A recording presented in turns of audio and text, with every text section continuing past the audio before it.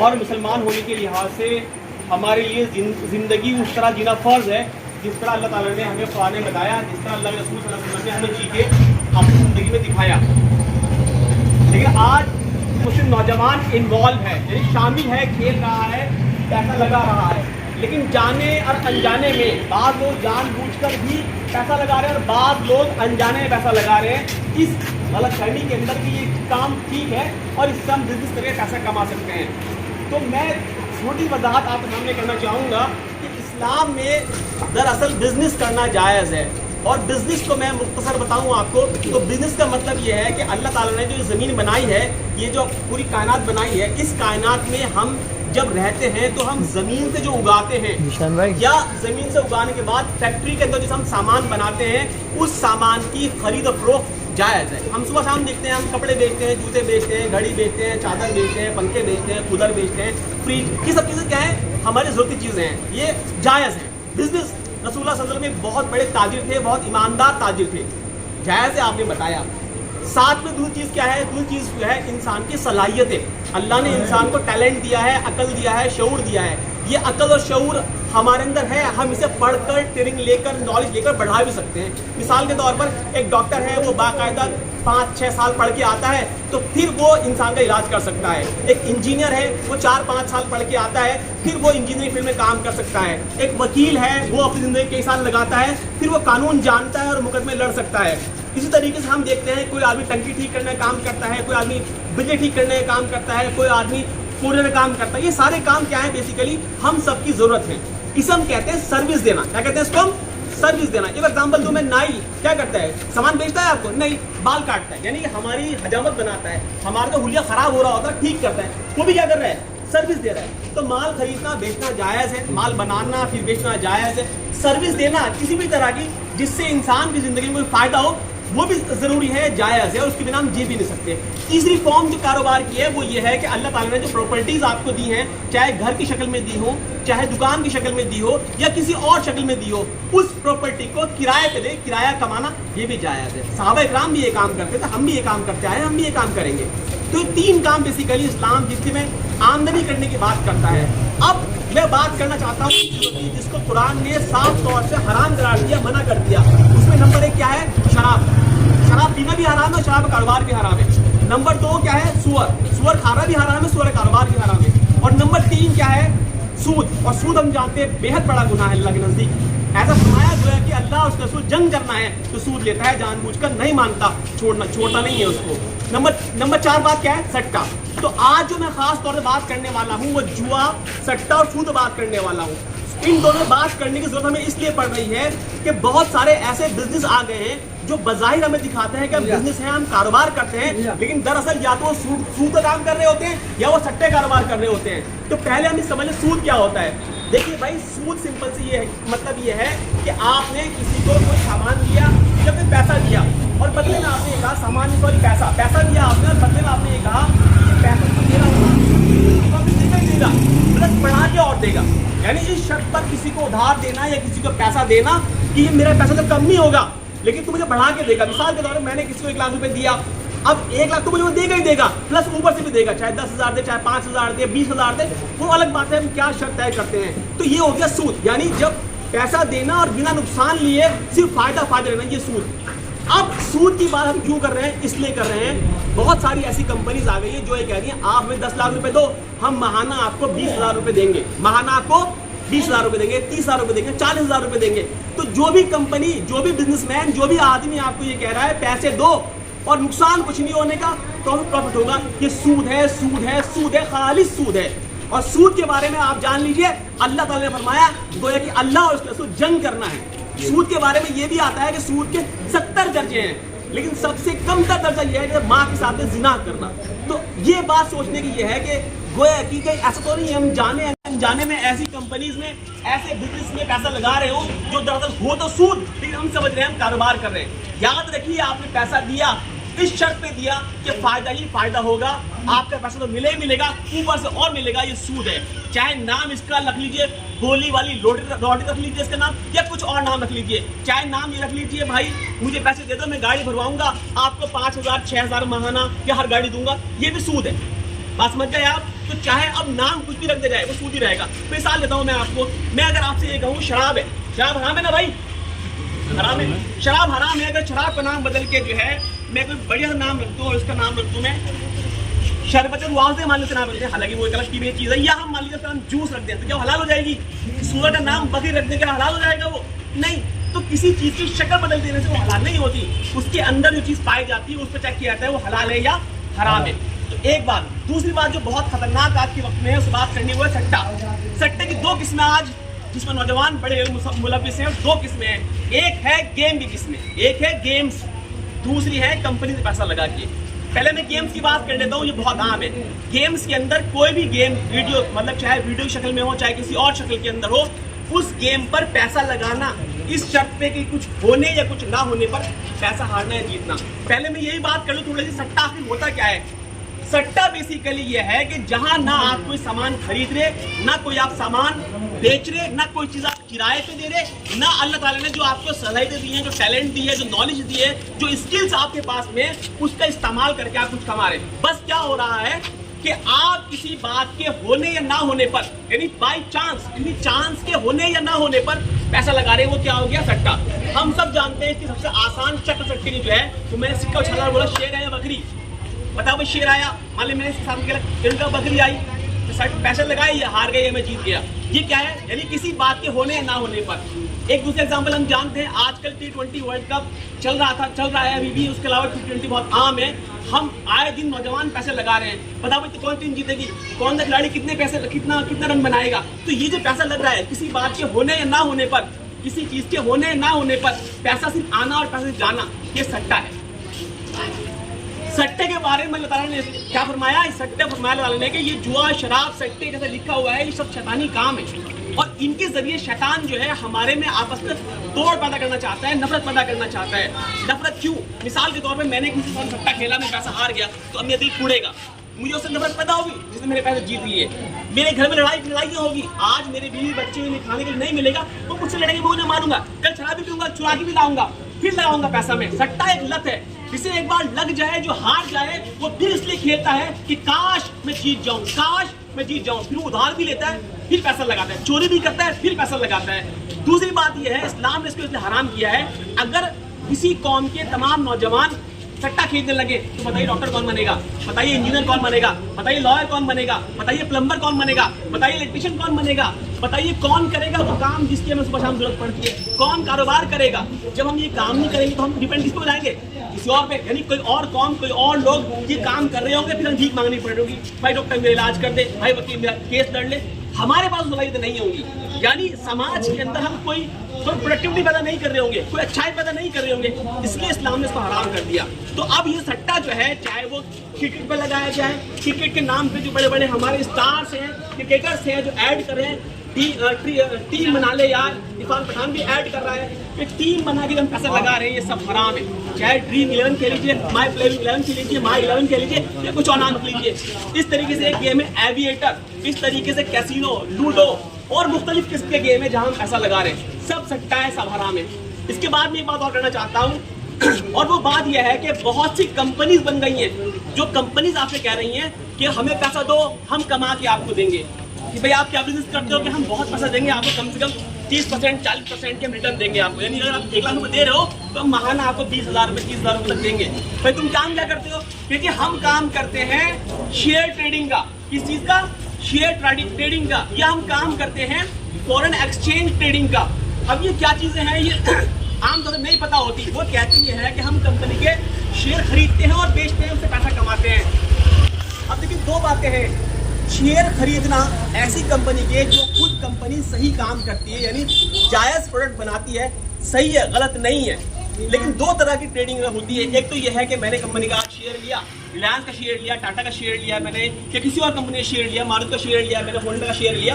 अब 2, 3, 4 दिन बाद मेरा शेयर बढ़ गया, मैंने बेच दिया। तो इट इज़ इन्वेस्टमेंट, यानी जैसे हम घर खरीद के डाल दें और घर की बढ़ जाता बेच देंगे, ऐसा है। लेकिन जो कंपनी काम कर रही है वो ये काम नहीं कर रही है, वो कर रही है intra day trading. Intra day trading इसका मतलब यह है कि न कोई शेयर खरीदने का, न कोई शेयर पास आने का, बल्कि क्या होगा, स्टॉक मार्केट के अंदर हर कंपनी के शेयर के प्राइस हर लम्हा अप्स एंड डाउन हो रहे हैं, अप्स एंड डाउन हो रहे हैं। उस अप्स एंड डाउन में पैसा लगाना, ना शेयर आएगा ना शेयर जाएगा, सिर्फ प्राइस के घटने बढ़ने पैसा लगाना, वो इंट्राडे ट्रेडिंग हुआ है। इसमें होता क्या है, इसके अंदर मैं आपको एग्जांपल दूं, इसमें ट्रांजैक्शन इस तरह की होती है कि आपके पास शेयर नहीं है फिर भी आप बेच सकते हो। बताइए अगर आपके पास गेहूं नहीं है, चावल नहीं, बेच दोगे आप? नहीं बेच सकते, पर वहाँ बेच सकते हैं। क्यों? वहाँ पे सट्टा है। वहाँ पे क्या है, जो आप शेयर लोगे वो आज ही बिक जाएंगे। होता क्या है, ना कोई शेयर खरीदता ना कोई बेचता। बस मैंने अगर शेयर खरीदे, मान लो 100 शेयर खरीदे मैंने, 100 रुपए एक था 10,000 रुपए के। अब मैं इंतजार कर रहा हूँ कि काश इसके प्राइस बढ़े, बेच दूंगा। शाम होते होते मैं चला, उसका प्राइस कितने हो गए, 90 रुपए हो गए। अगर मैं नहीं बेचूंगा तो स्टॉक एक्चेंज में ऑटोमेटिकली बिक जाएगा, यानी मेरा ब्रोकर जो मेरे यहाँ पे काम कर रहा है वो बेच देगा। तो क्या हुआ, मैंने लगाया 10,000 रुपए, अब शेयर कितने बना, 90 रुपए का, तो 10 रुपए घट गए। तो मेरे 10 रुपए क्या करेगा मेरे, वो 100 गुना 10 1,000 रुपए काट के कहना तुम्हारा नुकसान हो गया। यानी ना शेयर आए ना गए, सिर्फ प्राइस घटा और प्राइस बढ़ा और नुकसान या फायदा हो गया। ये सट्टे की प्योर किस्म है। सट्टे किसी भी लिहाज से भी है। अल्लाह रसूल ने फरमाया कि उस चीज का सौदा मत करो जो तुम्हारे कब्जे में ना हो। यानी आपने फरमाया कि जब तक सामान तुम्हारे कब्जे में ना आ जाए तब तक वो सौदा आगे ना करो। तो शेयर ना हमारे नाम में ट्रांसफर होते, ना हमारा उन्हें कब्जा होता, ना हमें ऑनरशिप मिलती। बस कहने की नंबर पे पैसा लगाया और वो बिक गया। तो ये बेसिकली सट्टे की किस्म है। दूसरी चीज जो है वो कंपनी कहती है हम कर रहे हैं फॉरेन एक्सचेंज। क्या कर रहे हैं हम, फॉरेन एक्सचेंज। फॉरेन एक्सचेंज का मतलब ये है कि विदेशी करेंसी, यानी दूसरे मुल्कों की जो पैसे हैं, करेंसी है, उसमें खरीद और बेच करना। मैं इसका एग्जाम्पल आसान होगा, बात समझ में आएगी। हम हज करने जाते हैं तो अरब में चलता है रियाल, हमारे पास क्या है, रुपया। तो हमें रुपया बदलना पड़ता है किस चीज में, रियाल में। तब हम हज में जाते हैं और तब वहाँ हज कर सकते हैं। जरूरी है, जायज़ है, कोई गलत चीज नहीं है इसके अंदर। क्यों, हमने पैसे दिए, वहाँ हमें रियाल मिलेंगे, हम हज करके वापस आ जाएंगे, जो बचेंगे वापस कर देंगे, अपने रुपये लेकर आ जाएंगे। बट जब हम कहते हैं फॉरेक्स का मतलब ये होता है कि विदेशी करेंसी का खरीद और फरोख्त। लेकिन हकीकत यहाँ पे ये है कि ना कोई विदेशी करेंसी खरीदता, ना विदेशी कंपनी हमारे हाथ करेंसी हमारे हाथ से जाती। वहाँ पर भी वही है कि एक पूरी इंटरनेशनल मार्केट है जहाँ पर मुख्तलिफ करेंसी की जो रेट है वो बेसिकली चल रहे हैं। यानी कि एक तरीके से वो हमारा फॉरेन एक्सचेंज मार्केट है। उस मार्केट के अंदर भी सिर्फ किसी करेंसी के पैसे घटने या बढ़ने पैसे लगाए जाते हैं। और वो सिर्फ यानी ना कभी करेंसी खरीद रहे ना बेच रहे, बस सौदा कर रहे हैं। सौदे के अंदर नफा नुकसान उठा के हम काम कर रहे हैं। मैं एग्जांपल देता हूँ आपको कि मैं क्या कहना चाह रहा हूँ, बात समझ में आपको आएगी। एग्जांपल तौर पर भाई हमने जो है मिसाल के तौर पर हमारे भाई क्या नाम है आपका, अनस भाई मान लीजिए आलू काम करते हैं। अनस भाई आलू काम करते हैं। मैंने पूछा अनस भाई आलू है क्या, इन्होंने कहा जी आलू है। मैंने क्या भाव है, इन्होंने कहा दिया भाई आलू चलते हैं 50 किलो चल रहे हैं। मैंने ठीक है भाई 50 किलो चल रहे हैं, एक काम करो मुझे 100 किलो आलू मेरा कर लो। इनको ठीक है रख लिए, तो 100 गुना 50 कितने हो गए, 5,000 रुपए के। अब मैंने इनसे आलू नहीं उठाए। शाम को मैं इनके पास गया, मैंने भाई भाई मैं तो लेता नहीं आलू। कहले मैं दिया भाई आलू क्यों नहीं ले गए, रेट घट गया आलू का, रेट हो गया 40 रुपए। रेट कितना हो गया, 40 रुपए। मैंने तो एक काम कर लो, आपको कितना नुकसान हो रहा, कह रहे 50 तय हुए थे हमारे, रेट कितने हो गए 40। तो कह रहे मुझे नुकसान कितने का हो रहा, 10 रुपए का। तो 100 गुना 10 मैंने 1,000 को दे दिए। तो बताओ ये क्या कारोबार हुआ, क्या ये कारोबार है? सिर्फ पैसे की अदला बदली। तो ना हम कुछ खरीद रहे ना बेच रहे, सिर्फ सौदा किया और सौदे के अंदर हमने ना चीज ली ना चीज दी। बस ये देखा फायदा हुआ नुकसान हुआ, फायदा हुआ तो ना दे दे, नुकसान हुआ तो ना ले ले। इन्हीं के एग्जाम्पल मैंने एग्जाम्पल दिया कि 50 रुपये किलो आलू खरीदे, 100 किलो आलू खरीदे, कितने हुए 5,000 रुपए का। शाम को मैंने पास के लाओ भाई आलू दे दो मेरे, जिनका मैं तो आलू दे नहीं रहा, मैंने स्कूल में दे रहा भाई तू आलू, जिनका रेट बढ़ गए, रेट बढ़ा मेरे पैसे कितने बढ़ गए, 5 रुपये किलो बढ़ गए। मैंने कहा 5 गुना 100 ला मुझे 500 रुपये दे दे। तो 500 रुपये में लिया है। बताओ क्या कारोबार किया मैंने ये? नहीं, यही है फॉरेक्स। यानी ना करेंसी को हम करेंसी हमारे पास आ रही ना हमारे पास से जा रही, बल्कि मार्केट के अंदर जो प्राइस है उस पर हम पैसा लगा रहे हैं। It is a form of speculation, यानी कि ये किस्सा है एक किस्म का। और मैं हमें अफसोस ये बताते हुए कि हमारा जो हिंदुस्तान का कानून है, इनकम टैक्स है, वहाँ पे सेक्शन 43 सबसेक्शन 5 में बताया गया है बाकायदा कि इंट्राडे ट्रेडिंग और ये फॉरेक्स ट्रेडिंग ये सब सट्टे की किस्में हैं। खास तो बताया गया सट्टे की किस्में हैं। हम तो ईमान वाले हैं, अल्लाह रसूल को मानने वाले हैं। जहां हमें एक बार बता दी गई कि सट्टा क्या है, ब्याज क्या है, जुआ क्या है, उसके बावजूद हम ये काम कर रहे हैं। तो ऐसी कोई भी कंपनी जो आपको ऐसा लालच दे, जो आपसे ये कहे कि हम फॉरेक्स में काम करते हैं या हम इंट्राडे ट्रेडिंग करते हैं, दर हकीकत वो कंपनी सट्टा काम कर रही है। अब दो बातें हो सकती हैं, या तो वो कंपनी आपको कहेगी कि आप पैसा दो, नुकसान कुछ नहीं होने का। अगर वो ऐसा कह रही है तो गोया कि सूद दे रही है। सूद की शक्ल क्या थी कि नुकसान कुछ नहीं होने का, फायदा होगा, पैसा आपको वापस देंगे। तो क्या हो गया, सूद, या फिर वो कंपनी अगर आपको नुकसान दे रही है तो सट्टा काम कर रही है। तो ये मुख्तलिफ किस्में हैं बेसिकली नौजवानों को फंसाने की। और क्या करते हैं, मोंडी समझते हो ना आप, मोंडी लगाते हैं, यानी बताते हैं कि ये है बंदा इसने जीते 2 करोड़ रुपए। ये भी हमारे विराट कोहली और रोहित शर्मा के खिलाड़ी का बता रहे हैं। ये है बंदा इसने ले लिया मारुति कार, ये है बंदा इसने ली स्कॉर्पियो, ये पहले गरीब था इसने घर ले लिया 50 लाख रुपए का। ऐसे समाज में, महल्ले में बहुत सारे ऐसी कंपनीज जो हैं वो दिखा रही है नौजवानों को, और फिर जो है वो इस तरीके से उनको देख कर नौजवान लालच में आते हैं और फिर पैसा लगाते हैं। और इसके अंदर सोने पे सुहागा ये है कि इन कंपनी ने मक्कारी और गद्दारी में से कहूंगा हमारे साथ, हमारे नौजवान साथ की है, वो ये की है कि दारुल उलूम का देवबंद का फतवा लेके ये लोग घूम रहे हैं और कह रहे हैं जी फतवा है हमारे पास, इसमें लिखा हुआ है फॉरेक्स एक्सचेंज में पैसा लगाना जो है वो सही है। मैं बात कर रहा हूँ फॉरेक्स ट्रेडिंग की, यानी फॉरेक्स एक्सचेंज खरीदना बेचने की, कह रहे जायज है लिखा हुआ है, लेकिन सच्चाई ये है वो फतवा उनके खिलाफ है। उसमें लिखा हुआ है कि कब जायज होगा, तो जब जायज होगा जब वो शर्त तुम पूरी नहीं करे तो जायज हो जाएगा, नहीं हो जाएगा। उसको ऊपर की हेडिंग दिखाते हैं, नीचे की शर्त बताते नहीं है।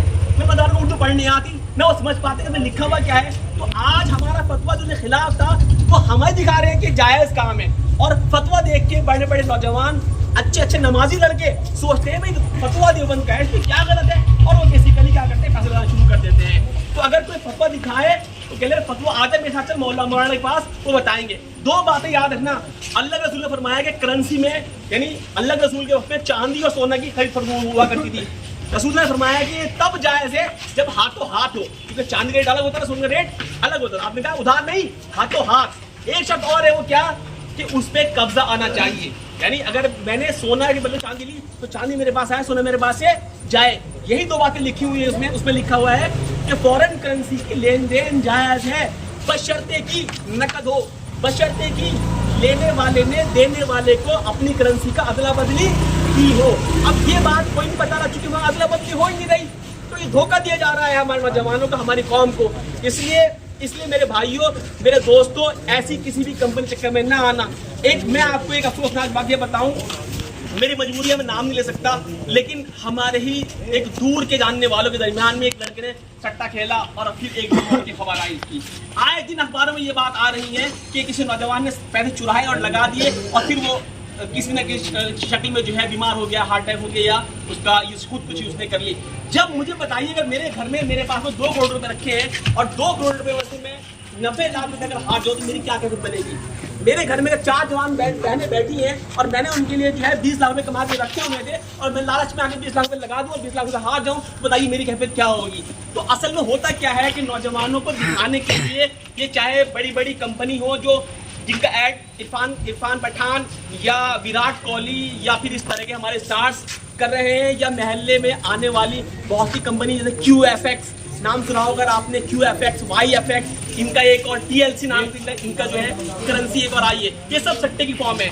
एक और बात मैं यहाँ लास्ट बात अर्ज कर दूं, वो बात यह है कि क्रिप्टो करेंसी नाम से अगर आपने नहीं सुना है तो मैं बता रहा हूँ, बहुत सारे नौजवान जरूर सुना होगा। क्रिप्टो करेंसी का मतलब यह है कि किसी कंपनी ने अपने ऑनलाइन कुछ सिक्के लॉन्च कर दिए जो basically technically mathematically computerize system के कुछ मैथमेटिकल कैलकुलेशन वो जनरेट होते हैं, उनकी वैल्यू जीरो है, उन्हें लॉन्च कर दिया। अब कहते हैं जिन्हें खरीद लो, क्यों खरीद लो कि कल को इनकी वैल्यू बढ़ेगी। भाई क्या गारंटी है बढ़ेगी, कोई सोना है कोई चांदी है, क्या चीज़ पर वैल्यू बढ़ेगी, तो तुक्का है। अगर लोग उस पर यकीन करने लग जाएं, खरीदने लगे तो वैल्यू अप होने लगती है, लोग यकीन उड़ जाए तो वैल्यू आराम से गिर जाती है। तो होता यह है कि हम उसे पैसा लगाते हैं, हमारे पास हमारा सारी चीज़ होती है।